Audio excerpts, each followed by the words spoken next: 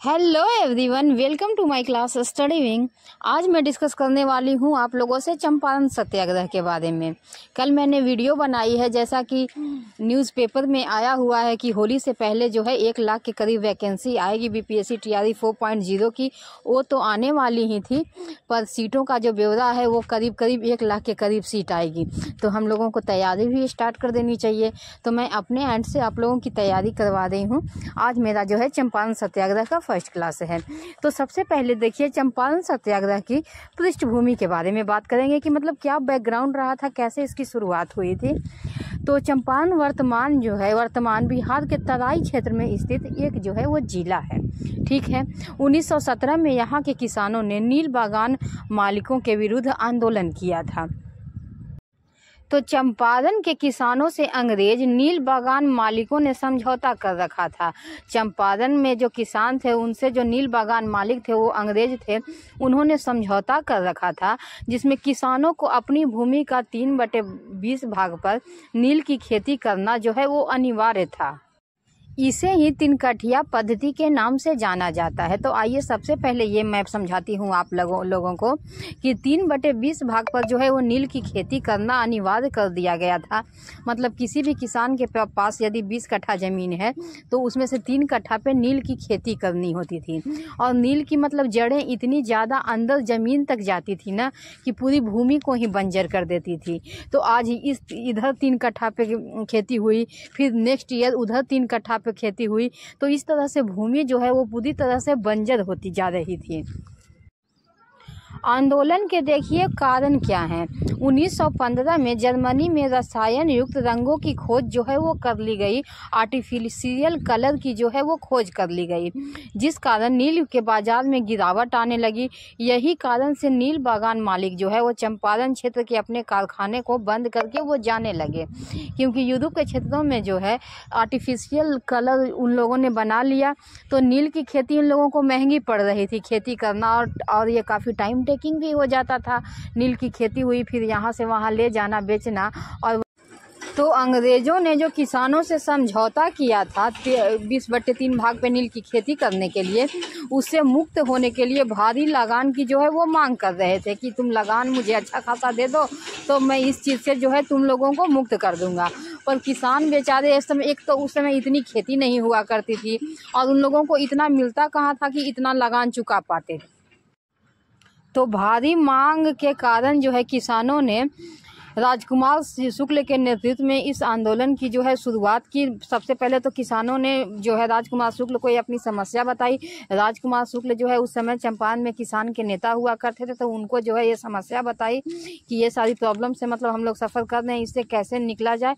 तो फिर राजकुमार शुक्ल के नेतृत्व में ही ये जो है ये आंदोलन की शुरुआत हुई। रामचंद्र शुक्ल जो है वहाँ के किसान मालिकों से बात करने की भी कोशिश की कि मतलब किसानों से इतने सारे कर न लगाए जाएं, वो कहाँ से इतना टैक्स चुका पाएंगे। पर जो है बागान मालिकों ने इनकी एक न सुनी और इनको पकड़ के जो है वो जेल में बंद कर दिया। अब रामचंद्र शुक्ल जो है वो जेल में पड़े पड़े यही सोच रहे थे कि किसानों को मैं इस 3 कठिया प्रथा से कैसे निकालूंगा। तो उस समय जो है महात्मा गांधी जी 1915 में दक्षिण अफ्रीका से केस जीतकर भारत लौटे थे, तो वो काफ़ी पॉपुलर हो रहे थे। मतलब बहुत ही उनकी प्रसिद्धि हो रही थी कि कोई भारत का वकील है जो जाकर दक्षिण अफ्रीका में केस जीता है। तो शुक्ला जी ने वहीं से सोचा कि मैं यहाँ से निकलकर डायरेक्ट महात्मा गांधी जी से मिलूंगा।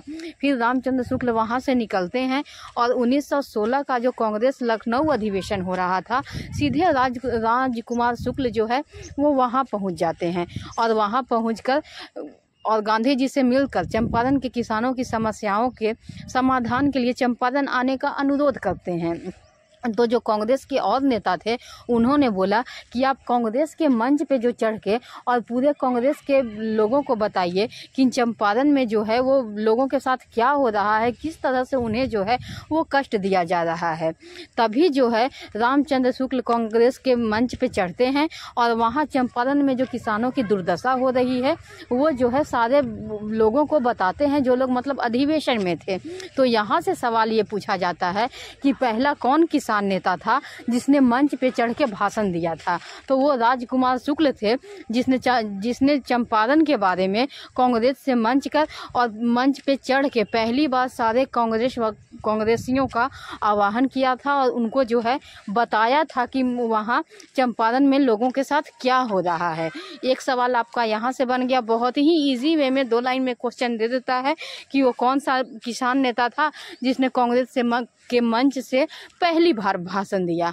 तो वो रामचंद्र शुक्ल थे। ठीक है, फिर रामचंद्र शुक्ल जो है वो ये गांधी जी से बोलते हैं और बताते हैं कि वहाँ चल के और जो है चंपारण।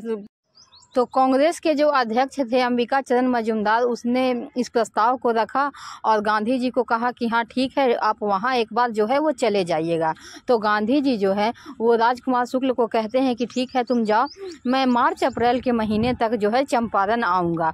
उसके बाद राजकुमार शुक्ल जो हैं वो वापस चले आते हैं और गांधी जी का चुपचाप इंतज़ार करने लगते हैं।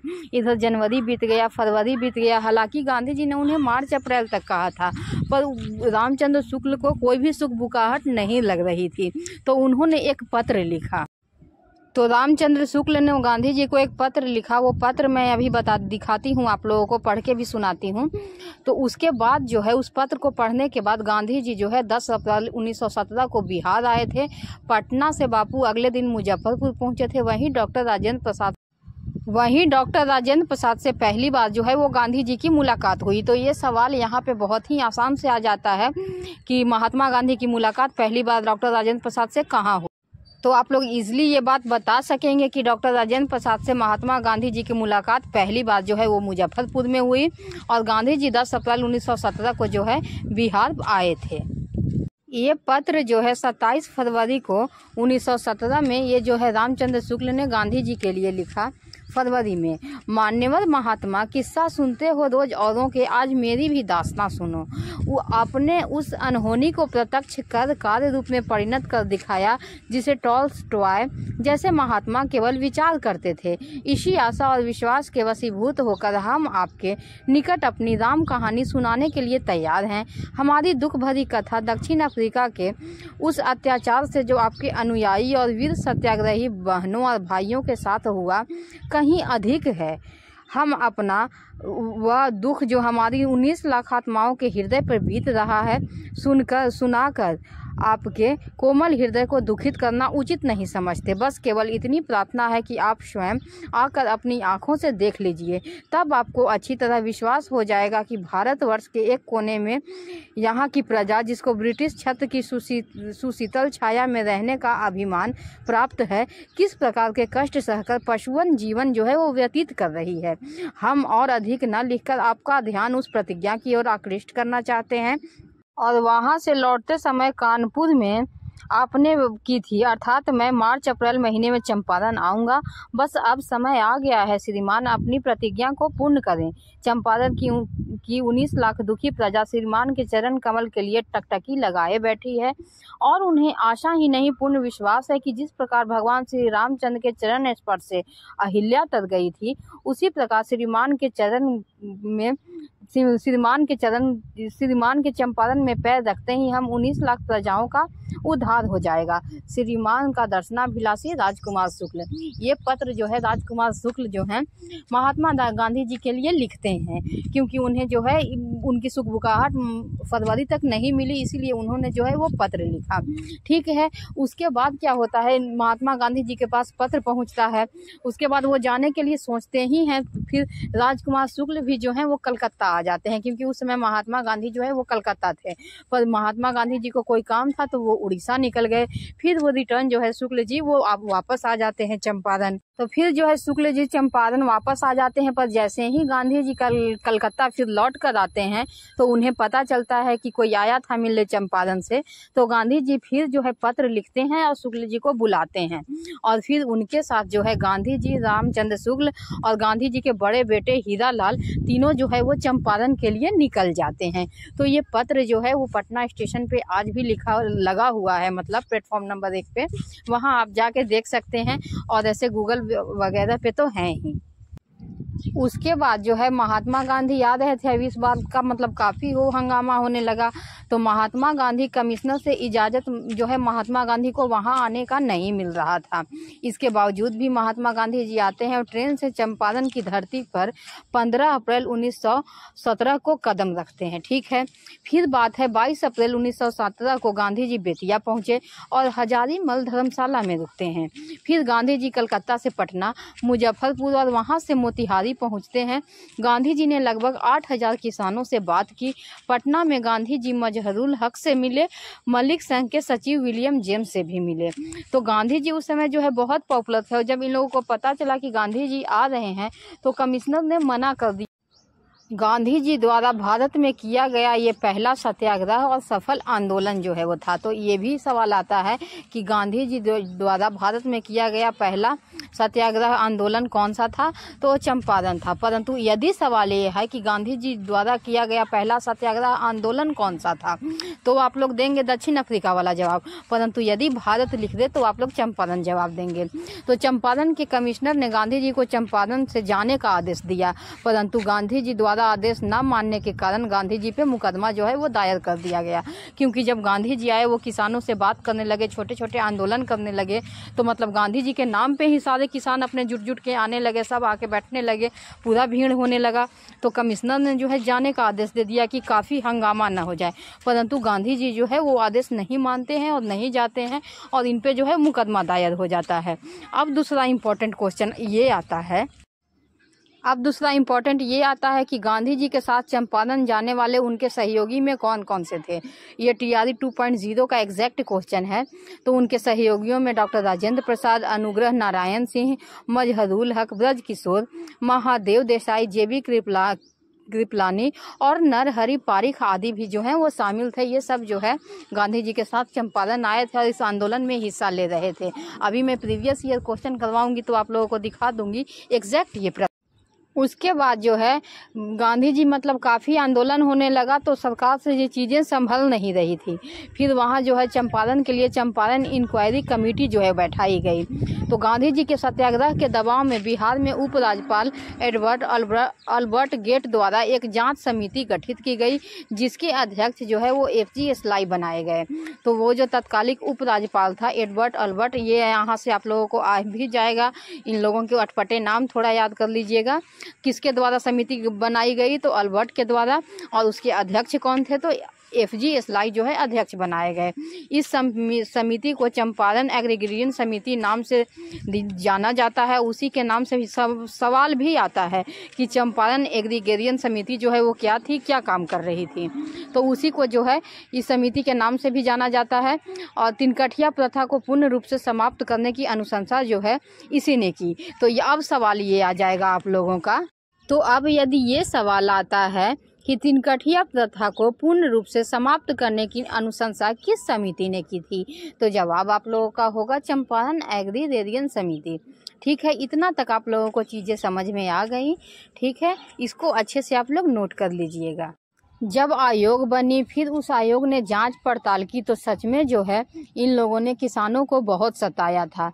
तो आयोग की सलाह पर सरकार तिनकठिया पद्धति को समाप्त घोषित करते हुए किसानों को अवैध रूप से वसूले गए धन का 25% भाग जो है वो वापस कर दिया गया। जो किसानों से अवैध रूप से टैक्सेस वसूले गए थे उसमें से 25% भाग जो है किसानों को पैसे वापस कर दिए गए। चंपारण सत्याग्रह के दौरान गांधी जी के कुशल नेतृत्व से प्रभावित होकर रविंद्रनाथ टैगोर ने उन्हें महात्मा की उपाधि दी थी। तो ये भी सवाल यहाँ से आता है कि महात्मा गांधी जी को उपाधि किसने दी और कहाँ दी, तो रविंद्रनाथ टैगोर ने दी। और चंपारण में जो उन्होंने काम किया उससे प्रभावित होकर रविंद्रनाथ टैगोर ने महात्मा गांधी जी को जो है महात्मा की उपाधि दी। अब एक इम्पॉर्टेंट बात यह है कि इन सारी चीज़ों में कोई था जो इसके अपोजिट था। वो कौन थे? NG रंगा अपोजर this Satyagraha of Gandhi ji. इस सत्याग्रह के जो है NG रंगा वो आंध्र प्रदेश के किसान थे। वो जो है बिल्कुल ही इसके विरुद्ध थे, क्योंकि सबकी मानसिकता एक नहीं हो सकती ना। अब कहाँ चंपारण था, कहाँ आंध्र प्रदेश था, तो वहाँ पे क्या चल रहा था, वो कैसे देख रहे थे इन चीज़ों को, तो वो जो है इस सत्याग्रह के विरुद्ध थे। तो यहाँ से ये सवाल। अब आइए कुछ महत्वपूर्ण बातें करते हैं जिन्हें आंसर राइटिंग करनी है उनके लिए। तो चलिए पढ़ते हैं महत्वपूर्ण बातों में। अपनी आत्मकथा सत्य के प्रयोग के 5वें भाग के 12वें अध्याय नील का दाग में गांधी लिखते हैं, लखनऊ कांग्रेस में जाने से पहले तक मैं चंपारण का नाम तक नहीं जानता था। सॉरी, थोड़ा सा मिस प्रिंट हो गया है। नील की खेती होती है, इसका तो ख्याल भी ना के बराबर था। इसके कारण हजारों किसानों को कष्ट भोगना पड़ता है। इसका मुझे जो है कोई भी जानकारी नहीं थी, कोई अंदाजा नहीं था। ये जो है गांधी जी खुद लिखते हैं। तो इससे आप लोगों को 2 क्वेश्चन और बन सकता है कि सत्य का प्रयोग जो है वो गांधी जी द्वारा लिखी गई है, और अगर सवाल ये आता है कि नील का दाग की व्याख्या मतलब कहाँ की गई है, तो वो 12वें अध्याय में जो है नील के दाग की व्याख्या की गई है। वो मतलब नाम ही है उसका नील का दाग 12वें अध्याय का। ठीक है, यहाँ से ये क्वेश्चन 2 क्वेश्चन आप लोगों का बन सकता है। अगर बहुत डीप भी जाए बीपीएससी तो यहाँ से क्वेश्चन वो जो है वो पुटअप इजीली कर सकता है। उन्होंने आगे लिखा है, राजकुमार शुक्ल नाम के चंपारण के किसान ने वहां मेरा पीछा पकड़ा। वकील बाबू ब्रज किशोर प्रसाद बिहार के उस समय के नामी वकील थे और जयप्रकाश नारायण के ससुर थे। जयप्रकाश नारायण की पत्नी का नाम प्रभावती भी था। वह आपको सब हाल बताएंगे कहकर मेरा पीछा करते जाते और मुझे अपने यहाँ का निमंत्रण जो है वो देते जाते। जयप्रकाश नारायण जो है वहाँ मतलब उनके ससुर थे और ब्रज किशोर प्रसाद जो है जाने माने वकील थे। तो रामचंद्र शुक्ल कहते हैं कि वही आपको सारा हाल बताएंगे कि मतलब किस तरह से वहाँ चंपारण के किसानों का जीवन कितना कष्टप्रद कर दिया गया है अंग्रेजों द्वारा, और उन्हें बार बार चंपारण आने का वो निमंत्रण दे रहे थे रामचंद्र शुक्ल। ये गांधी द्वारा स्वयं लिखी गई है। लेकिन महात्मा गांधी ने राजकुमार शुक्ल से कहा कि फिलहाल वो उनका पीछा करना छोड़ दें। इस अधिवेशन में ब्रज किशोर प्रसाद ने चंपारण की दुर्दशा पर अपनी बात भी रखी। मैंने इसके पहले बताया भी आप लोगों को। जिसके बाद कांग्रेस ने एक प्रस्ताव पारित कर दिया। इसके बाद भी राजकुमार शुक्ल संतुष्ट न हुए। उन्हें लग रहा था कि ये लोग मतलब इतना बिजी रहते हैं और चंपारण बहुत ही छोटा एरिया है, तो पता नहीं आएंगे कि नहीं आएंगे, और नहीं आएंगे तो हम लोगों का फिर क्या हुआ होगा। वह गांधी जी को चंपारण लेवा जाने की जिद जो है वो ठान रहे थे कि नहीं, मैं लेकर ही जाऊंगा। इस पर गांधी जी ने अपने अनमने भाव से कह दिया, मतलब ऊपरी मन से कह दिया कि अपने भ्रमण में चंपारण को भी शामिल कर लूंगा। 1-2 दिन वहां रहकर अपनी नज़रों से वहां का हाल भी देख लूंगा। बिना देखे इस विषय पर मैं कोई राय नहीं दे सकता। गांधी जी ने ये कह दिया कि मतलब बिना देखे मैं क्या ही राय दूंगा, चलो जब इधर उधर इतना भ्रमण करता हूँ तो वहाँ भी देख लूंगा। क्योंकि ना तो गांधी जी को नील की खेती के बारे में पता था और न ही चंपारण में मतलब इतनी बुरी स्थिति है इस चीज़ का अंदाजा था, और उन्हें ये भी पता नहीं था कि रामचंद्र शुक्ल जो हैं इतने भारी जो है वो पड़ जाएंगे कि वो उनको ले जाकर ही रहेंगे। आखिर में शुक्ल जी जो है उन्हें ले जाकर रहे और ये सत्याग्रह जो है वो सफल रहा। तो मेरी नेक्स्ट वीडियो में आप लोगों को जो मतलब चंपारण से जुड़े हुए प्रश्न आए हैं 1 में 2 में एंड 3 में, और फिर जो री एग्ज़ाम हुआ है उसमें भी, ये मैं आपको प्रीवियस ईयर क्वेश्चन करवा दूंगी। और इसके आगे भी कंटेंट आते रहेंगे और साथ ही प्रीवियस ईयर क्वेश्चन भी आता रहेगा। तो प्लीज़ ज़्यादा से ज़्यादा चैनल को सब्सक्राइब करें, लाइक करें, शेयर करें एंड कमेंट करें। अगर कहीं कोई चीज़ें छूट रही है, कुछ वैसा हो रहा है तो प्लीज़ आप कमेंट कर सकते हैं। ऐसा नहीं है कि मतलब मैं कहीं और से आई हूँ, आप लोग बहुत ईजिली बात कर सकते हैं और अपनी राय मुझे दे सकते हैं। तब तक के लिए देखते रहिए स्टडी विंग 22। Thank you.